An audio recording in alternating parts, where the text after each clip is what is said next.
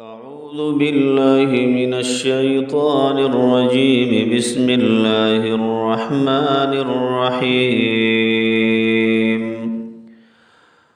فويل للذين يكتبون الكتاب بأيديهم ثم يقولون هذا من عند الله ليشتروا به ثمنا قليلا فويل لهم مما كتبت أيديهم وويل لهم مما يكسبون.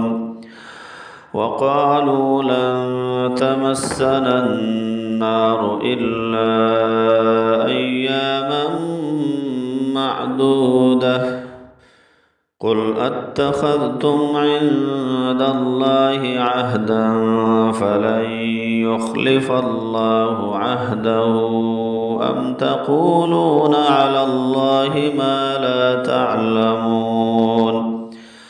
بلى من كسب سيئة وأحاطت به خطيئته